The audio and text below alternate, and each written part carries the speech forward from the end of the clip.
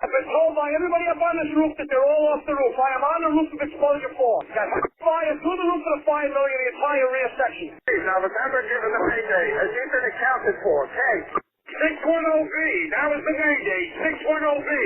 I'm here. We got a fire. 1.5-story single-family dwelling. Fire shown from the second floor. Give me a second alarm on this. Coming up to the top floor. I got people hanging out the top floor windows with a baby. Commercial building. A lot of fire, a lot of smoke. Go ahead and strike a third alarm on my orders on this. Got people on the front fire escape here with windows vented below them. We need somebody up there. Yeah, let them know we got a job. I'm pulling up now. Second alarm, I got a 1-story single-family frame. Heavy fire showing from the attic. So we're using all hands. We got one line stretch, fire on the 4th floor. Second line being stretched. Primary searches are underway. Hey, welcome back to Old School. I'm Chief Rick Lasky, along with my best buddy, Chief John Salka, and we've got a show for you today. We'll kind of explain where we're going with this in a moment, and why we're taking that particular direction. But we're going to talk about 9/11. We're going to talk about what happened 20 years ago and where we're at today. And John, you and I, when we hit the 10-year mark, we did a show with you and our good friend. We'll talk about Jay Jonas later on. And, and if you remember, we took a different path back then, where instead of like you said, putting Jay and his crew and the guys back and with Josephine back in the stairwell, we decided to talk about those we lost and their impact on the fire service and their impact still to that day and so on and so forth. And here we are 20 years later, and you and I had this conversation not too long ago, and we end every one of our podcasts. Our podcasts, our Hump Day Hangouts with Fire Engineering, our Fire Engineering Command Post podcast, and obviously here with Old School, every single one of them, we always end with, never forgetting means just that, never forgetting. And if you remember back, buddy, when and I'll just say when your friends were murdered, and so much talent was taken from us. I mean, from the moment that happened, there was that whole never forget, never forget. Our good friend, Chief Don Haid, brought me down there a couple of days later. I was in the rescue battalion, and he handed me a sticker that I still on my Chief's helmet today, was never forget. And it had the patch and, your logo and the whole date, 9/11, 01, and just, and I remember that, and it impacted me, the whole, never forget thing. And then, me later on, it seemed like every year we kind of drifted away from it. We kind of, and kind of what we talked about before, we compare it to the Pearl Harbor of our time of, well, we lower our flags that day, and there's a few ceremonies, and there's generations that have no idea what happened. So I guess the first thing, if you don't mind, the whole never forgetting means never forgetting, John. If you remember, I explained it once, was I don't think it ever was about hatred, anger, vengeance. It was about not forgetting what happened that day, what the people of the FDNY, the Fire Patrol, NYPD, Port Authority, EMS, what they all represented. You know what I'm saying, buddy? It was like, hey, let's not forget why they responded there in the first place and what they were doing. Because I think a lot of people thought the never forgetting was never forget that we're gonna seek revenge, and it wasn't that. It was, let's not forget the talent. And explain again. You said this so very well way back when about, you call them a career maker, that, guys looked at us and, you know what, it's my job, I'm going back, or I'm already there, and they doubled up our rigs. I guess that'd be the first thing. Just talk about your thoughts about the thought process of the FDNY that day during the initial phase of that incident. Yeah, it's and like you said, it's been so long, so much has happened since then. So many, ideas and concepts and perspectives have changed over 20 years, even over 10 years, as you mentioned a few minutes ago. But over 20 years, things have, for some people, things have changed. Now, what's interesting about a couple of the things that you just said was, never forgetting means never forgetting. 9/11 itself, all of those things mean different things to different people. You know, like, and you said, and I agree with you, there was never a vengeance or a, you know, like, and we all must admit that it was great when they got Osama bin Laden, and it was great when they, you know, when the Marines went in or the Navy SEALs went in and got some of these big shots in the in that whole hierarchy of guys that were responsible for 9/11. However, that's never really what we're talking about in the fire department, in the fire service, the FDNY, or any other agency in any other city. You know, on that day, you know, we've all seen the videos. I mean, I was there. I wasn't there initially, like a lot of guys were, like people like our friend Jay Jonas and Nick Visconti and you know, Ray Downey and a lot of other people were there early when it was absolutely unfolding earlier. And you can see by their faces, you can see by their conversations, that it was, even then, it was really all about service. It was really all about helping the citizens, helping the customers, helping your fellow man.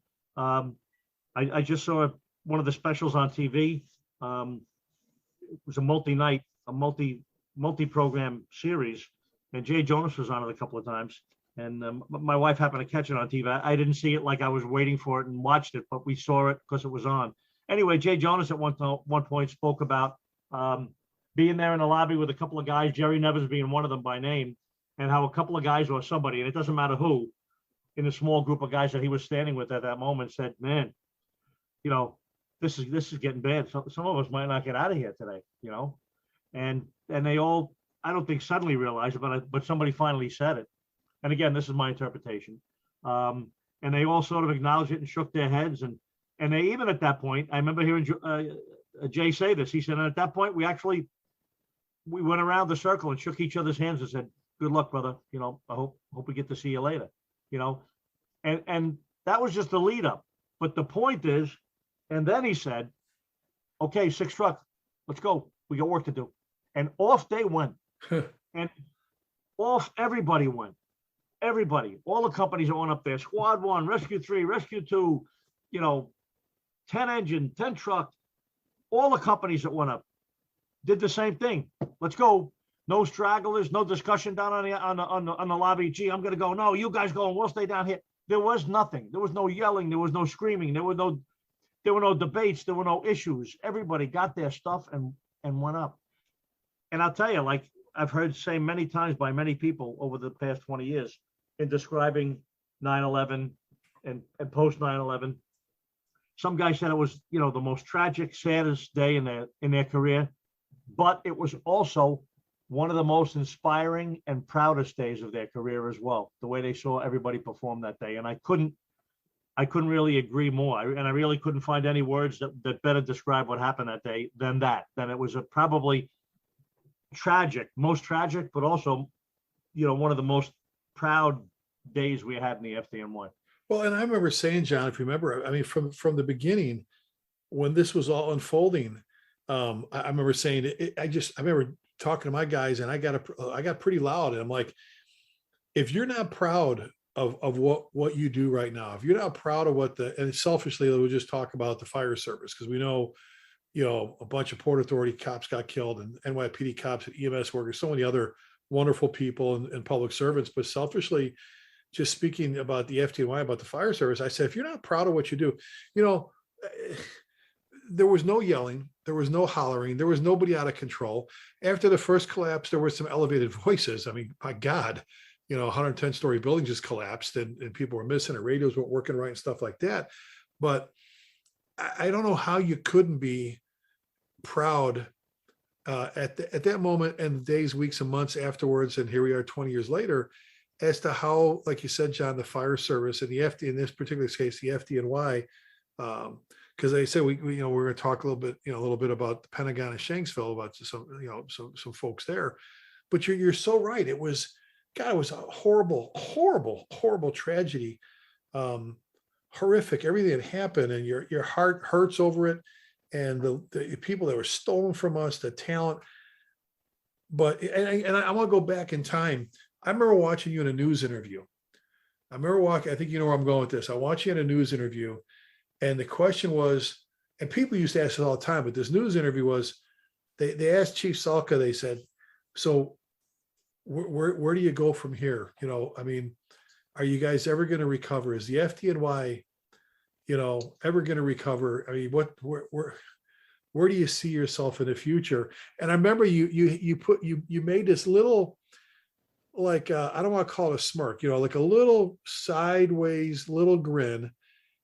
And you remember what you said? I remember. You want to beat me to the punch? Go ahead. If I remember correctly, I think I said we're going to be just fine. You said we're going to be just. You said we're going to be just fine. And for some people, there was a needed explanation after, like, oh my God, you know, 343, you know, New York City firefighters, Roma from the Fire Patrol number 2, taken from Jersey City dispatcher, you know, a whole bunch of NYPD police officers at Port Authority, EMS workers, people at the Pentagon, people in Shanksville, and you're sitting there saying we're going to be just fine. And you had this relaxed look, but for those of us that knew exactly what you were saying, oh my God, here we are. And I want to be clear about that, because if somebody's listening to this, I want to be very clear. And there are a lot of people that are not just fine. A lot of FDNY families and FDNY guys. There are guys that are sick, terribly sick right now from 9/11. There are guys that are going to be dead in a year or two from now. There are guys who have died of post 9/11 illnesses that lived 5 years or 10 years or 15 years after 9/11 and then came down with some, you know, gigantically rare cancer or other illness that was traced back to 9/11. There are families that lost, you know, their dads, their moms. Some families lost their sons, both of their sons. Some families lost their husband and their son. There are families that are not going to be just fine. And there are all sorts of personal stories about people and groups and companies and men and women that are not going to be just fine. What I meant when I said we're going to be just fine is the FDNY, the organization, the Fire Department of New York, the firehouses, the job that we do, the responses that we handle. That's what I was talking about. And I still stand by that statement because we are fine right now. The FDNY is fine. That, you know, obviously there are negative situations going on. There's the World Trade Center health situation going on that are treating lots of guys with both long and short-term illnesses. And those things are what they are. And those people are not fine. So I don't want anybody to think that I'm speaking for every single guy in the FDNY is fine, because it's not true. But the FDNY is back on track and has been for more than a couple of years now. You know, when we lost not just the 343 people that day, but we lost, you know, thousands of years worth of experience, and then a whole bunch of people retired after 9/11 within a year or two or three, and we lost a lot more seniority and experience. And you know what? And the organization has bounced back. The organization has trained new people and recruited new people and got new people into the ranks, and life has gone on in the firehouses. You know, there's some places you have to look around to find the memorial, and there it is, beautiful and solemn, and everything else in the firehouse is going on like it did on September 10th. Well, and I'm glad you explained it, because that's where I was going with that, John. Exactly was, you know, where it needed some explanation, because there were people like, what do you mean you're going to be fine? And, you know, you said it perfectly. You know, the FDNY is an organization. They weren't going to fold up shop. They were going to fold up their tent and say, well, we're not providing fire and EMS anymore. You know, in fact, if it was even possible, they even got better. You know, how you know, the lessons learned and things and stuff and equipment and so on and so forth. So exactly, that's where I was going with it. It you know, there was times where you need to explain. Wait. Don't think for a moment that, you know, that comment means, you know, hey, 3 or 4, you know, no. You know, there was horrible things that went on then, and like you said, today, 20 years later, there's sicknesses, there's people still being punished by the people that did that today. But look at, I mean, you know, just I guess it just popped into my head, John. Back then, talk to me about the Marine Division for the FDNY pretty much disappeared prior to, you know, September 11th back then. And didn't they put to work an old one of the old fireboats that had become a restaurant or a tour boat or something, and pumped for like forever? Well, what happened with the FDNY Marine Division, and I'm no expert on that, but certainly it was slowly but surely over the years, you know, as you just said, disappearing. companies were closing. There were at one time 10 fully active marine companies in the FDNY.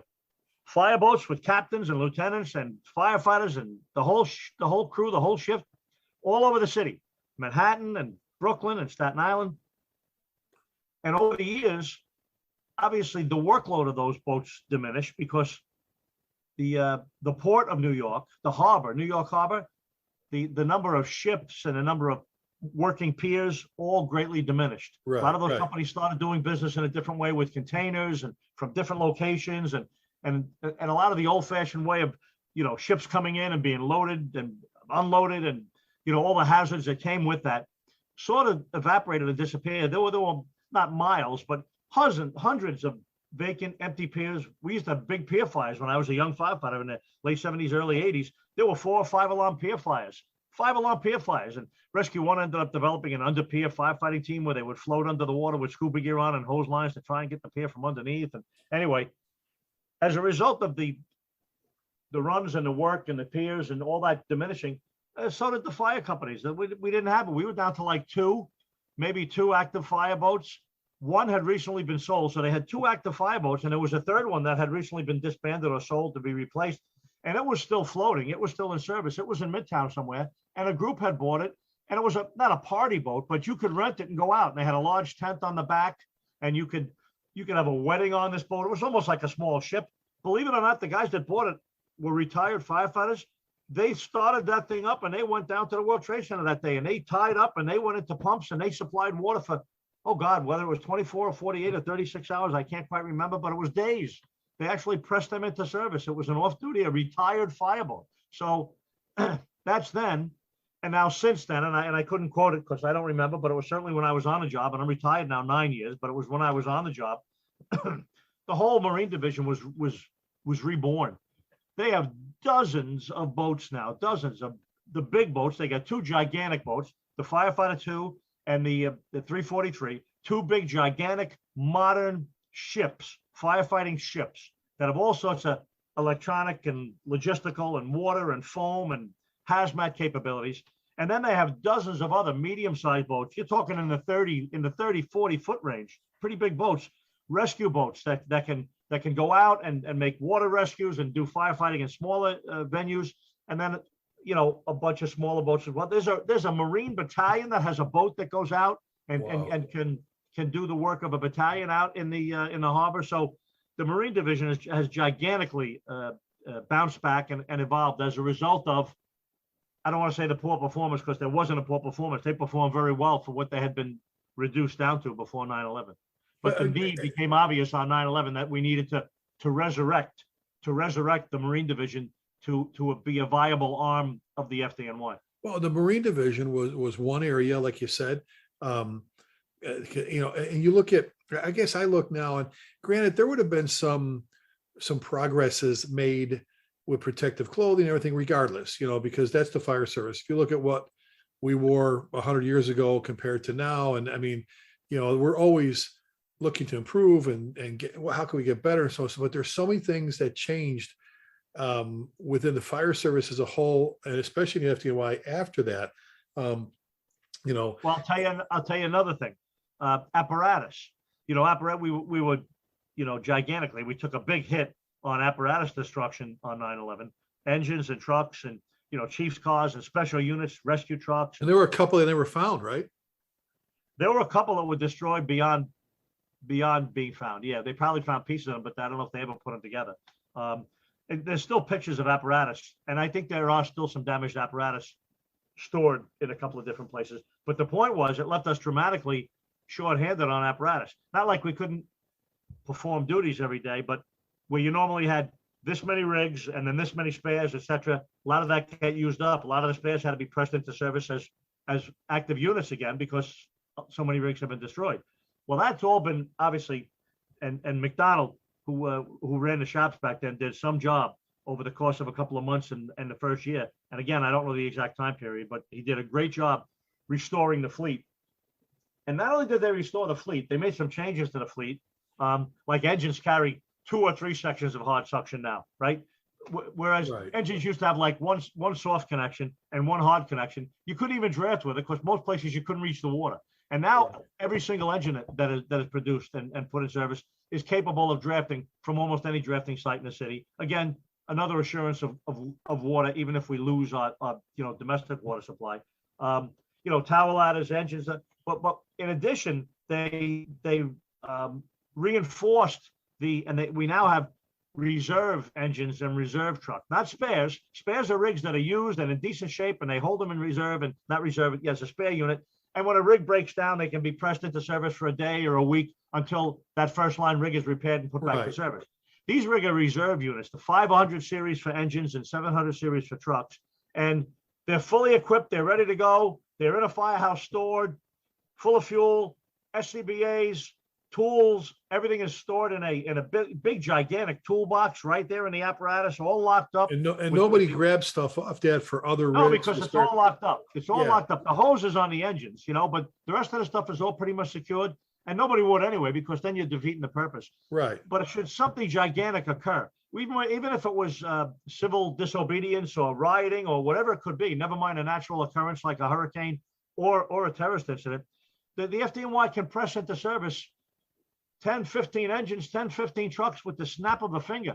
Guys can be hired, show up at this firehouse and put that rig in service. The radios are there. Everything is ready to go. They got to climb on the rig, pop the toolbox open, take out the SCBAs, take out the tools, and drive out the door with their new identity. So we can very quickly augment the already gigantic fleet of FDNY by these reserve rigs, which that whole concept was born with 9/11. Well, and this kind of carries into what we said about never forgetting. It means never forgetting. And by you saying we're going to be fine. I mean, again, not the horrible things people are going through with cancer and sicknesses and all the rest of the stuff. And, some bad things, we're going to actually talk about a memorial when it comes to that. But the things that have changed, and they just posted the other day. Did you see the post with the, what is it? 60, is it 65? I might be off the number, 65 legacies. Yeah, I forget the number, but I saw the post and I saw the picture and I saw some of the comments and interviews.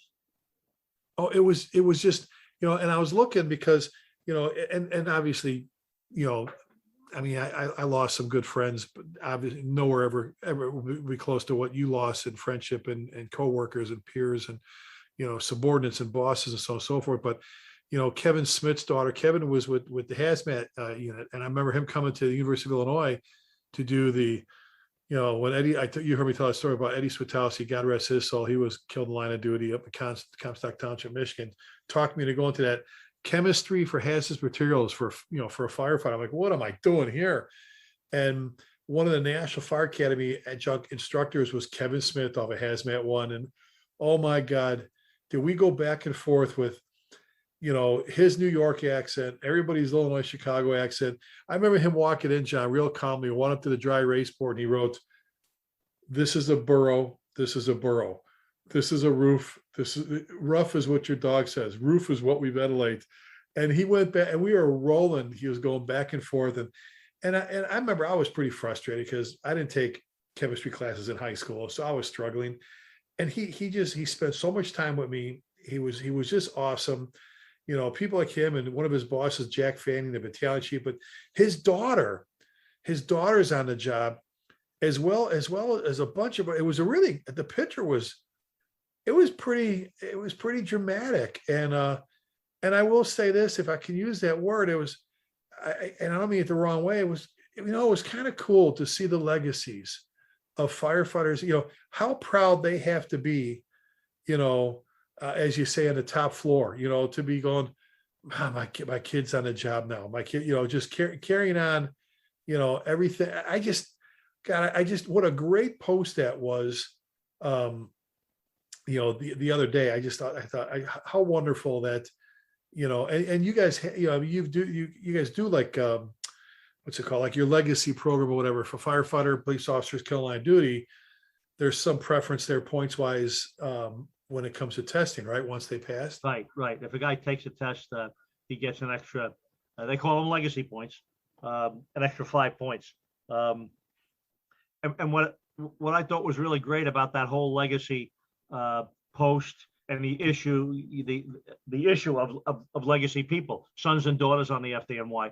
And if you read it carefully, you saw some of them were the men that were killed on 9/11, and some of them were the folks like my friend Ray Phillips, who died years later of 9/11 related illnesses. Well, look at, and I know, we can talk about this because it was proven, but the lies that were said to you guys, to everybody working there at the beginning, what you're breathing in is okay, you guys will be okay, and so on and so forth. And then to find out that wasn't true.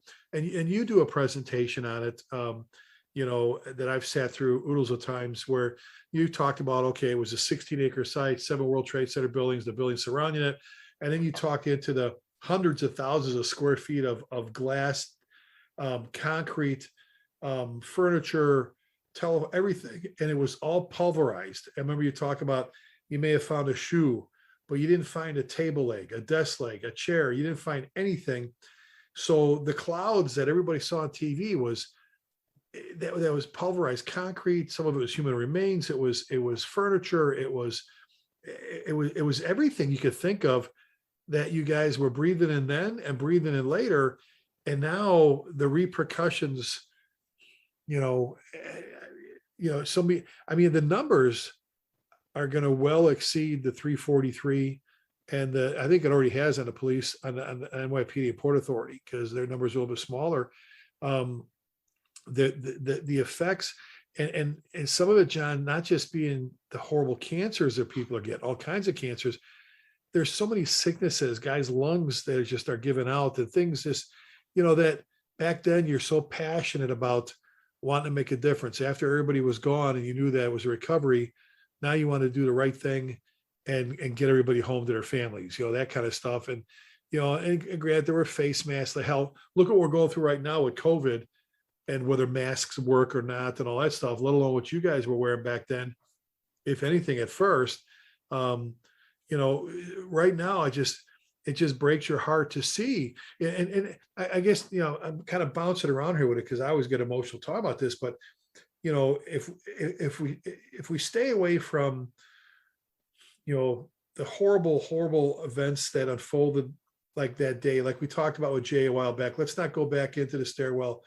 Let's talk about where the FDNY is now. It was 10 years, now it's 20 years, just like you've been doing, John. And then some of the people, how I have to tell, and I'm going to, if you don't mind me, I got to tell the Billy McGinn story with the pizza. For our listeners, John and I, when we were teaching at FDIC, we still teach there, but we had our hands-on program. I think we were up to 26 instructors, buddy, like total. And my guys, John's guys, and John had a bunch of obviously FDNY guys, and we had some Chicago guys, and Billy McGinn. You could talk about Billy's. Talk about Billy's. How did you meet Billy? Yeah, Billy was a probe. He got appointed to 11 truck, where I was a firefighter at the time. I had transferred in there from elsewhere, and Billy got there, and I was just a young guy with a couple of years on the job, and Billy got there. He was a college graduate, I think from one of the nice city universities. He had quite a degree. I think he had an engineering degree. Quite a sharp young man.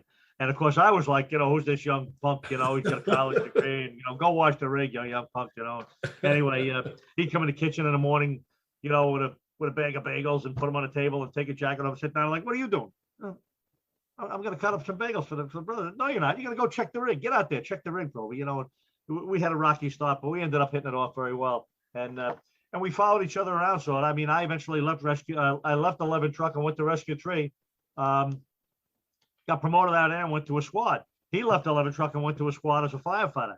And make a long story short, I ended up as lieutenant in squad 1. He ended up as a firefighter in squad 1. I called him up, said, we got some openings here. Come on over. So we came. Then I got promoted out of squad 1 as a lieutenant. I went to captain. I went up to the Bronx, the 48 engine. You know what? A few months later, he got promoted to lieutenant. I told him, hey, I got a lieutenant spot in 48 engine. And he got the spot up there. So we worked in 3 companies. I didn't know he was in 48 engine. He was a lieutenant in 48. I didn't know that. I knew he was the lieutenant 18 squad that day on 9/11, but I didn't know he was lieutenant. No, he was a lieutenant in 48. Well, he was one of my lieutenants. Oh. We had a great company. I got promoted to chief, and I left, and he actually left along with Andy Fredericks and 1 or 2 other guys, and they went into special operations when they started all the new squads. So they were one of the original members of Squad 18 when they turned AD and engine into Squad 18. Billy McGinn was one of the original lieutenants. He went down with Andy Fredericks. And another coincidence there. So we were in 11 truck together. We were in Squad 1 together. We were 48 engine together. Then we left and we went our separate ways. And we still both ended up in 18. He ended up in Squad 18. I ended up in a 1A battalion, which was pretty coincidental. Well, so to continue your story, so Billy McGinn was my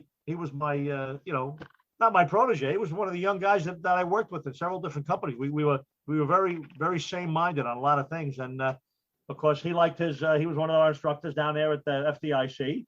Great instructor, a natural, And as you said, we used to treat our guys. We get our 24, 26 instructors together.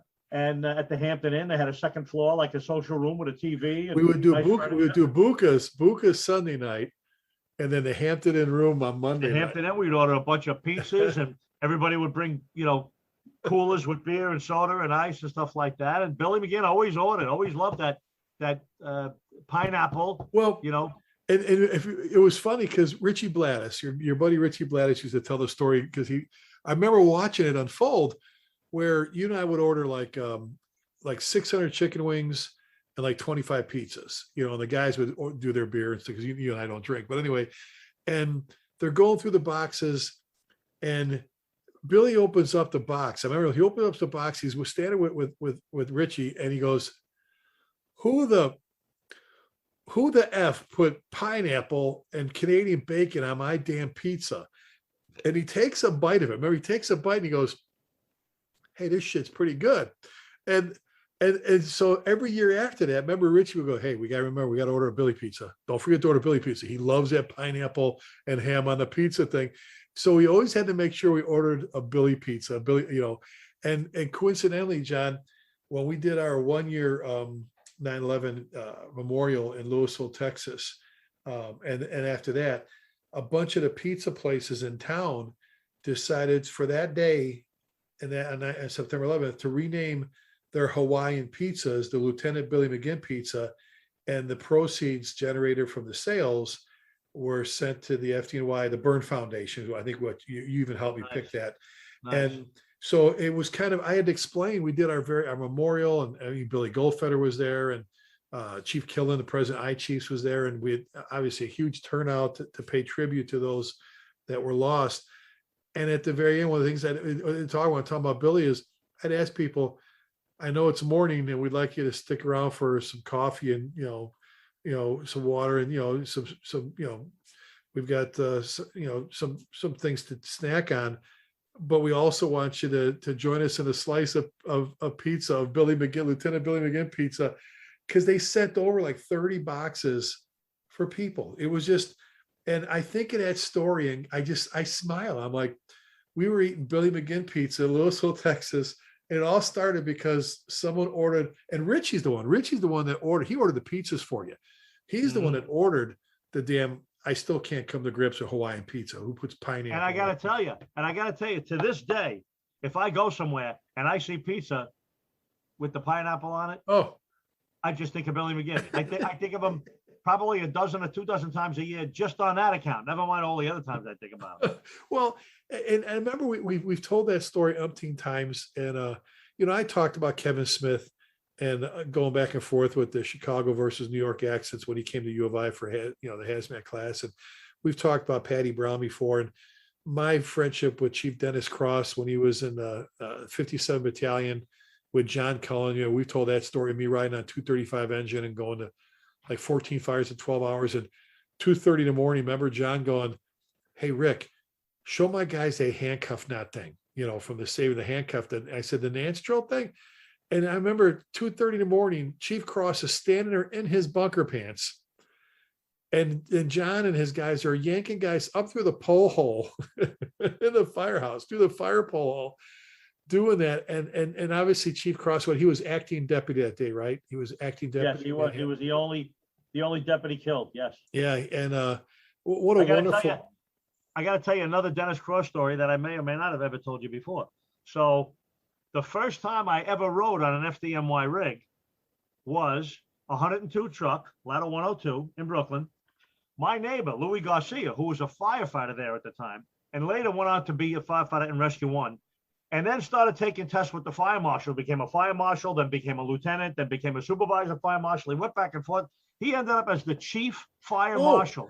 Wait. Yes, you connected me with my guys from Louisville. Went and rode out. Remember, they went at our fire marshal's office. Our arson investigators went. You actually set it up through him, and they went and rode out down there. I remember now. And he lived on my block. Him and his wife and his couple of young kids who are now, adults. And I used to ride down there and talk to him. I knew he was a city fireman. I was always interested in that. And I forget how old I was, but I was old enough to take a ride with him. He said, "Hey, you want to come in one night?" So I don't remember. It was the summertime. It was nice weather. I remember that. I rode into the city with him, and I rode with 102 truck. I rode next to who we just talking about. Dennis Cross. Dennis Cross was a lieutenant at the time of 102 truck. Louis Garcia was in the back. I'm sitting next to Dennis Cross in 102 truck. Of course, he would never, ever remember me. That was a full 40-something years ago now, right? And it really, in retrospect, it didn't mean anything back to me then because I really didn't know who he was. I remembered him. And then he became a captain. He was the captain of 102 truck. And then I think he was the chief in a 5-7 battalion. And, and the rest of the story is history. But amazingly, my first ride in an FDNY truck was 102 truck. Was he a calm dude or what? He was. Yeah, supposedly he had a great reputation. As I said, I didn't really know him. I knew a lot about him. I knew of him, but he had a fantastic. Listen, I don't know too many guys in the FDNY, and frankly, I don't know too many guys in fire departments anywhere that don't have good reputations. But he certainly had an excellent reputation, like a lot of others. And I've got him on video because I was videotaping everything, and I remember he goes, "Hey Rick, come on, you want to go to all hands fire with me?" I'm like, "Yeah, Chief." I remember going out, responding with him in the battalion buggy and videotaping him. And he was another guy that was just, I think stuff could be exploded next to him. And he would just, I don't think he'd raise an eyebrow. He would just go, "All right, I got to handle that." And he was just a cool dude. He was just what a gentleman. Well, that's like you guys. The FDNY guys were, I mean, it's meeting, talk about gentlemen, meeting Pete Gansey. I did the keynote for February 2001, obviously right before 9/11 at FDIC on Pride and Ownership. And I remember I was honored because our good friend Jack Murphy goes, "Come on backstage, Rick." He goes, "Someone wants to meet you." He goes, "You really moved someone." I said, "What?" He goes, "Pete Gansey, my friend Pete Gansey, chief of the FDNY." And I'm like, "Oh, really?" So in the back, that picture we have that you see of us in the back hallway next to the green room with the fire door, do not open sign behind us that you see back there in that little hallway was Pete Gansey, another gentleman. And John, I remember him just talking, going, "God, we need this. We need to hear about this, the whole pride and the ownership." And God, he goes, "I needed to hear it. We need, just," and then, he became, I guess, I would say unofficially my mentor. Anytime I would call him anytime, it wasn't all the time, but what an absolute gentleman. Never forgot my name. We've talked about. Great story about Pete Gansey that I've heard told many times. And I don't mind repeating stories like this, even though I don't know the authenticity of it. It's a good, positive story. So I have no problem sharing it. Supposedly, after 9/11 happened, some of Pete Gansey's neighbors, where he lived out in Long Island, expressed not disbelief, but they were surprised. They didn't realize that Pete Gansey was the chief of department, 5 stars, the highest ranked, probably the highest civil servant in New York City at the time, because he had a habit of just introducing himself. When people said, "Oh, hi, I'm Joe. I just bought a house down the block, and I see you live here. You've been here for a while." "Yeah, we've been here about 20 years. "Oh, and what do you do?" "I'm a fireman in the city." You say, "I'm a fireman in the city." He wouldn't say, "I was the chief of department," which again is a trait that lots of firefighters have. They're pretty modest, and I thought that was pretty interesting and cool and a nice lesson for some young guys, Well, and you know what? I stole that from him because when I would meet people somewhere, and they'd go, "Oh, my kids on the Louisville fire." "Oh, really? Can I have my shirt?" "Yeah, the Louisville. Yeah, well, I'm a firefighter and I love it." And I never said, "Well, I'm the fire chief," or just that kind of thing. I mean, the title follows you after you've done it for so long, but you and I just, we're not that way like some other folks who said before. But Pete, God, what another gentleman, Ray Downey. my dream was to go to Yankee Stadium, being a White Sox fan, being old Comiskey Park and playing with the Sox a little bit and all the different things. But you're in New York. How do you not go to Yankee Stadium? Oh my holy God! Especially back the old park, the stadium, the house that Ruth built. That whole thing. And I remember FDIC, John. The FDIC planning meetings was like Camp FDIC. You couldn't leave. We were at the IBM Palisades Business Center, Palisades. Nobody's allowed unless you went on a field trip. You weren't allowed. And Steve Bass goes, "Hey, buddy, my buddy Steve Bass, he was a deputy with Dallas, right? Longtime chief of Grapevine, Texas." He goes, "Hey, buddy, I got us 2 tickets to the Yankee game. The Yankees are playing the Texas Rangers tonight. I've never been a Yankee." I'm like, "Oh man, I'd love to go. How do we get out of here?" You remember you telling this story? I go, "How do we?" So that evening, they're marching us down the hallway like they would, like it's like chow's on. Everybody's walking down the hallway after our meeting, and I'm talking to Ray. I go, "Ray, I don't know what to do." He goes, you go to the Yankee game. He goes, "Tell you what, I'll cover for you." You remember the story? We're walking. He says, "You and Steve walk together." As we're walking, all of a sudden he leans over. He pops a side door open, an exit door, and kind of holds it open. And we sneak out this side door. Everybody else keeps marching on their way down to the where dinner was. And Steve and I walk outside. We had to catch some kind of public transportation bus that took us to the GW. We got on a bus, took it to the South Bronx. I kept telling Steve, he goes, "Buddy, I've never been to Bronx." I said, "Just act like a cop. Look, we look like, just act like a cop." And we got down there. Oh my God. It was just, and we ended up taking the subway back. It was quite the adventure, but I would have never went to my first Yankee game if it wasn't for Ray Downey. And that's like such a small, minuscule story about the impact he had on my life. One of the things, John, that amazed me, and Rosie, his wife, used to say, "Oh, I used to think he was going to get in trouble all the time," and he would just kind of look at me and go, "Nah." Like Kevin Shea, our good friend Kevin Shea, that everybody knows him from the rescue on Broadway. What a lot of them don't remember, John, is the February 26, 1993 World Trade Center bombing. Making a rescue in the park. In fact, a lot of what they model Joaquin Phoenix's rescue and stuff in Ladder 49 was off of Kevin, making the rescue in the parking garage, right? And he fell like 4 stories and shattered his legs and called the Mayday. And you remember he was never going to be able to come back to work fully because he couldn't crawl. And he was sitting really close to get promoted to lieutenant. And I remember Kevin telling the story. He says, "Yeah," he goes, they weren't going to make me. He goes, "You have to be full duty to get promoted." Yeah. He says, "I'm not dead. They're not going to give it to me because I'm dead." He goes, "I'm alive." He goes, "But I can't crawl." So what did Ray do? Ray put him on the one boat that didn't require crawling. And position, he stuck him there and worked. He did it for 3 months, got promoted, then he retired. And then Ray's wife was telling another story about, another guy that was same stuff. So Ray created the position of boiler inspector, for SOC. And this guy would drive around just to keep him on the books long enough. You want to talk about a boss taking care of his guys. Nothing illegal, nothing improper. He was well within his means to do that. But some guys would have just wrote you, "All right, John, you can't do it. All right, well, buddy, we'll throw you a party. Best of, you want to talk about a guy that was very creative as how he took care of his people and what an incredible, you and I have talked about it in class. How about it? We tell people, we mentioned several people that you should emulate, people you should, I always talk about Jack Caslin and Eddie Enright, people like that, Tommy Trevino. We talk about Patty Brown, we talk about Pete Yancey, Billy McGinn, Jay Jonas, Dennis Cross, and we talk about Ray Downey. The leadership traits, John, nowadays people are struggling. I don't know. I understand why they're struggling to find a good mentor. Some of them model themselves after. I'm like, "Dad, they're right in front of you. Read stories about Ray Downey. Listen to what we're talking about. These guys, the legacy they left will never, ever go away.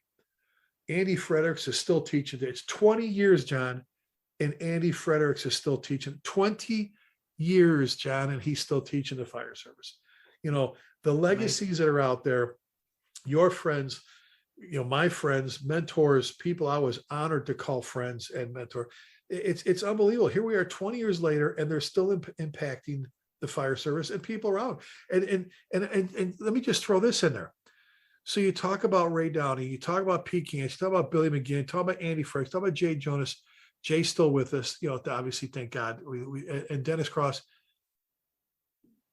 All of a sudden you start thinking about how they were as family men, family people, husbands and fathers and uncles, and in some cases, grandfather. It's like, look, if you want to model yourself and emulate the real thing, the whole package, not just, hey, I want to be a good firefighter, a great firefighter, so I want to be like Billy McGinn.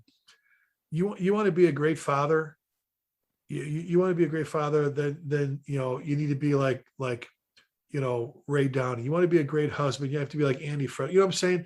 I think there's the whole package there, buddy, right? And you noticed it, and I noticed it, and probably a lot of our listeners noticed it as well. When you meet and work with and idolize or, respect your officer, one of the senior people that you work with, when you recognize, quality people at the firehouse, and you say, wow, that guy Richie, he's a great senior man. Most of the time, those guys are great fathers and husbands and uncles and neighbors. And, I got to tell you, I talk about my friend Pete Castellano here. Pete's in 27 truck. He's a great guy. He's assistant chief in the volunteers. He's like my right-hand man. He does everything. There's nothing this guy doesn't do. There's nothing he can't do. There's nothing he can't figure out. There's nothing he can't tune up. There's nothing he can't fix. He's absolutely amazing. And he's the same way at work, and he's the same way at home. He's the same way down at the firehouse. He's, if he had a side job working in a garbage truck, he'd be the same way there. And that's a very common trait. Some guys are more extreme than others. Some guys are better than others. But even the guys that are at the lower end of it are still great guys, and they're still tremendously talented. And their excellence is not just at the firehouse. It's just sort of built into them. It's they got it growing up. They were raised properly, lived in good neighborhoods, had great parents or great people that raised them. And it shows. And I'm just really thankful, and 9/11 just happens to bring it up because they were on display that day, right? But I'm just thankful a lot of those kind of people are attracted to the fire service because it's where I spent my life. It's where I spent my life working. And it was a great place to hang around with quality people that would, frankly, they would give their lives for you. People say, oh, this guy will give you your shirt off your back. Guess what? I work with people that give their life for you. They're putting their shirt off their back, Well, and you said quality people. You said that, and John, you and I both get emails from attendees, from people who attend conferences with us. I go, Chief Salka, Chief Lasky, I'm a small department, and I really don't have the mentorship here. There's not that many people, younger department. What can I do to seek out that mentor or that person impact? And I'm going, and I a lot of times I know you do the same thing. I go, they're there. They're there. You just absolutely defined, you know what I'm saying? I think we both did. They're all there. They're in the fire service. Look around.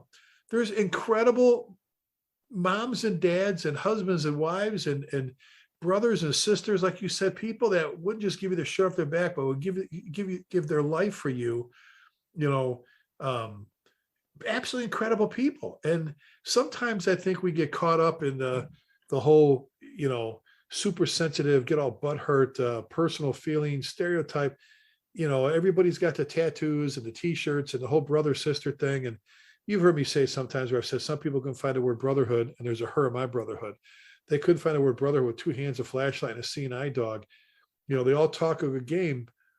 I think we need to get back to, one of the things that I took out of 9/11, 20 years ago, John, and you were on the show with Jay Jonas when we talked about it. Jay was very passionate about it. It's okay to say I love you to a fellow firefighter. It's okay to say I love you, brother, love you, sister. I remember Jay zoomed in. Remember, he goes, yes. He goes, we need to say that more. We need to appreciate each other more. Put aside your petty bullshit differences. Put aside the penny ante, learn how to forgive, unload the rocks. This is the coolest thing in the world. It could be gone tomorrow. You could be gone tomorrow. Don't waste a minute. Don't waste a second of it being angry or vengeful or whatever with each other. Be the kind of firefighter you tell people you are. Be the kind of officer in chief that you tell people you are. And be you said, I'm going to finish that part with it. You said it. Be the quality person that you either want to be or say you are. And I think, John, that's the fire service. I'm sitting here right now thinking of, selfishly, some of the volunteers I work with at Wichita West here. Unbelievable, incredible people. You know what I'm saying? The people I had in Louisville and Coeur d'Alene, you know, when I in Illinois, there's people going through my head right now that were just, I learned so much on how to be a father from some of these people, how to be a husband and how to be a son better. I mean, there was things I was actually ashamed of going, God, I haven't been the best son in the world. I need to pick up the phone and call my mom. You know, I need to do, and I learned this stuff from firefighters, from officers, from people around the firehouse. You know, so you know what? 20 years is a career. 20 years is a long time. You're right. And I'll go back to it. The FDNY, you know, as a department is just fine. If you care enough about each other, you know, you'll continue to support those that are fighting their own battles, whether it's PTSD related because of everything, or cancer or sickness from the World Trade Center or the Pentagon.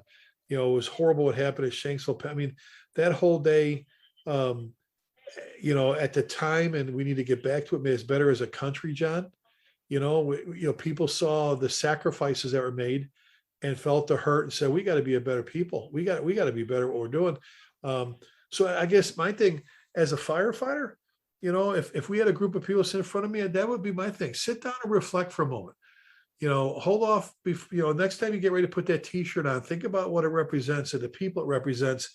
And you know, what happened to the memorial stickers, the 9/11 stickers, the decals on your engine, your ladder truck? What happened to the stuff on the wall of the firehouse? You know, you don't have to paint the whole side of the rig red, white, and blue. Louisville, Texas, you look at the place that still put a memorial, you know, as long as we mention their names, they will never be forgotten. You know, and I think that brings us back to what we started with, John. Never forgetting means never forgetting. And not just the tragedy, but all the stuff that you said things so perfectly a little while ago, just how we should feel. And I'll be honest with you, John, and I'm gonna go back to, you know, I tease your class all the time because you're a famous TV star from Chicago Fire. But for our listeners, if you have a chance, go back and watch the episode about 9/11 on Chicago Fire. Our good friend Steve Chikarotis, we love Steve, retired Deputy District Chief of Chicago, great firefighter and fireground officer and technical advisor for all the movies and TV shows, especially Chicago Fire. That if you want an explanation of how you should feel, I know it's a TV show, but a lot of that stuff was written by firefighters. Watch that. I mean, John, I'm telling you, it helped me deal with some stuff, you know, about how to deal with loss, especially when he explains firefighters aren't used to failing. I mean, and he thought he failed, right? He thought, you know, we didn't find anybody like this and so forth. But, you know, what happened days, weeks, months, and years after that changed us as a service. I don't know. It just, you know what, their deaths weren't in vain. They'll never be forgotten. In my world, they'll never be forgotten. It's on my challenge coin. It's on the back of my challenge coin. Never forget means never forgetting. And that's where we're at. I think you described it perfectly, buddy. And we didn't have to go back to that day and talk about, you know, the rescue attempts and the horrible things. We've spent enough time talking about that. We talked about where your department is today, where they progressed over the years, and we talked about some pretty special people. Now, John, there's two memorials I want you to mention: the FDNY's memorial, and then your own personal memorial where you're at. The FDNY, for our listeners, explain briefly what goes on in New York City. Where do they hold that? Yeah, there's an FDNY memorial on 100th Street and Riverside Drive, and for the past, I'm not sure. It's not 20, maybe it's 19. I shouldn't say it's not 20. I just don't know what it is, but it's most of the time since 9/11 until now. Believe it or not, the firefighters and company officers, a group of members in my battalion, the 18th Battalion back then, had the forethought and the planning and the enthusiasm to get together, fill out the permits, and they started running a memorial at the Firefighters Monument at 100th Street and Riverside Drive every year on September 11th at the time that it was occurring, 8-something in the morning, 8:46. And since then, they've never missed a year. It's run by firefighters. every year. They continue to get the permit.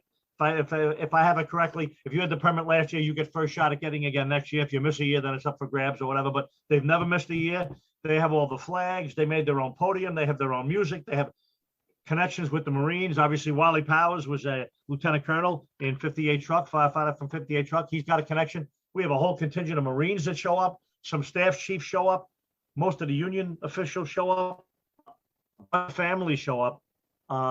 At the Firefighters Monument. It's absolutely beautiful. It was built in the time of horse-drawn apparatus. It really is beautiful, and it's got some very nice inspirational sayings on it. And all they do is the reading of the names. They welcome everybody. We stopped at those moments where the plane hit, when the building collapsed. We stopped for a moment of silence, and they have a bunch of readers, guys and officers and firefighters from the 3 different firehouses in the battalion. I think they may have expanded it. I'm not sure. And they simply come up one at a time and read, and every name is read with the name, and they ring the bell, bing, then they read the next name. And each man reads about 10 or 15 names and then moves on, and another firefighter comes up. Quite a moving experience. That's all that they do. There's a little music played, and no interviews, no announcements, no IDs are given. I used to be the MC for the event until I retired. I don't say good morning, this is Chief John Salka. It was always good morning, welcome to the Firefighters Monument. And to this day, no names are mentioned except for the firefighters that died that day. We read the names, and we've had as many as 8,000 firefighters at this monument on September 11th. And you don't have to go, for our listeners, just on September 11th. Anytime you're in New York City, remember that location John gave you. There's also I know I took a picture, but the plate on the ground is a memorial to the fire horses. To the horses, right in front of that monument. Several years later, they put a stone, an engraved stone in memory of and in memoriam of fire horses who did their duty and were faithful servants of the firefighters back then. Yeah, very impressive place. If you're looking and you're in New York City, you want to see something special, you can go there and walk around and reflect.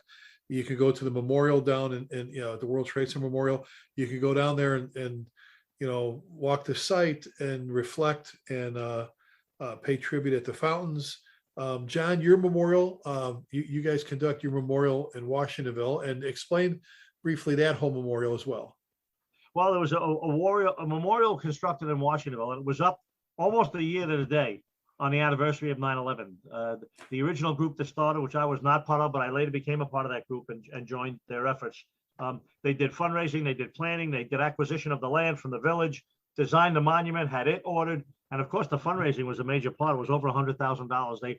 They sold the bricks. Each person got an engraved brick to each of the 5. We lost 5 firefighters in my little community, and we put a beautiful 2-piece black granite monument up with 5 bronze FDNY leather helmets with their unit numbers on. Quite impressive. Along with that, on the ground, the bricks were embedded in a concrete frame in the shape of a Maltese cross, and the bricks between the 2 pieces of monument is the walkway of heroes, and it's every cop, firefighter, EMS, any emergency worker that died that day. We get 417 bricks there, and we do. There are actually a series of events that go on there. Every morning on 9/11, the JROTC from Washingtonville High School appears there, and they take down the existing flag. They get a brand new flag and put a brand new flag up and lower it to half-staff. Later in the morning, there's a retired FDNY firefighters running memorial service there, which is very well attended. Again, music and some inspirational talking. And then later on in the day, in the evening, there's a candlelight ceremony, which this year is going to be expanded to include a video of the original 19-year-ago dedication of the monument with a state police flyover of helicopters and stuff like that. So it's going to be a very full year this year, but great. And so we have to mention, though, buddy, too, you guys are in the process of putting the funds together to build a second memorial to the same site.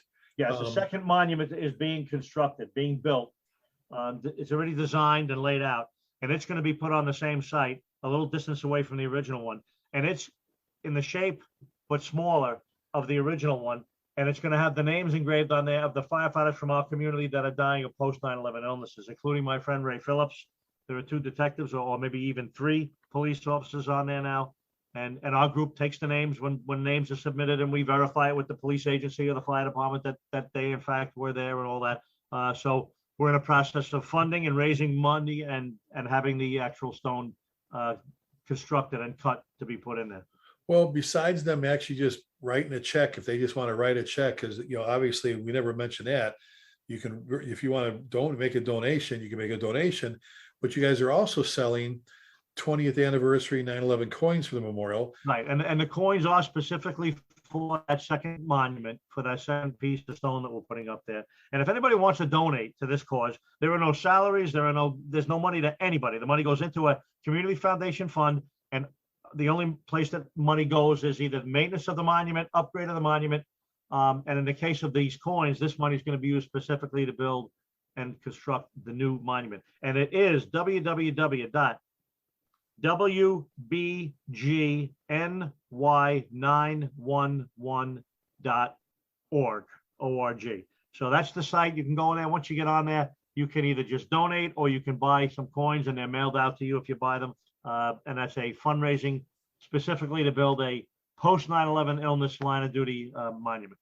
And again, they're $20, right?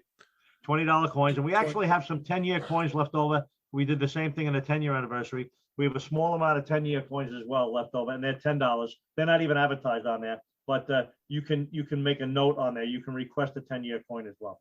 Yeah, and I remember mentioning on our show before, because like myself, there's a lot of challenge coin collectors, and some of them are for just departments, some of them are for firefighters who've been lost. And here you could get the 20-year and the 10-year and have them side by side. So they got that website if they want. So John, if they want any more, if they want to get a hold of you, whether it's teach a class or talk to you about the memorial and how they could donate, we do this all the time. What's the best email for you? Yeah, my email is Chief John Salka, one word, Chief John Salka @gmail.com. And I'm Chief Lasky @gmail.com. And John, and to our listeners, look, we always try to keep these 30, 35 minutes, 25 minutes long. I think we've had a few 45 minutes. I think there was just a couple. This one, give or take, we're at an hour, but we're not going to apologize. No, it's obviously for a very special remembrance. 20 years coming up. 20 years since everything happened in New York City and in Washington D.C. at the Pentagon and in Shanksville, and the loss of life at all three locations, and then those we've lost since then. John and I always ask you at the end of all of our podcasts to please keep the men and women of our armed forces in your thoughts and prayers. And then we always end it with never forgetting means just that, never forgetting. Please spread the word. Remember those that were taken from us. Try to be a better firefighter. Try to be a better officer. Try to really live up to what we said earlier, to the kind of firefighter and officer that you say you are and think you are. Be a little bit nicer to each other, mentor a little bit better, take care of the young firefighters. They're the future. We hope to see you in one of our up and coming programs and one of our classes. If you want to see anything about that, you can catch us in our websites. We post them there, calendars, our social media stuff. But with that, we can't thank you enough for joining us, especially for this very special show. That being said, be careful out there, take care of each other, and God bless you. take care.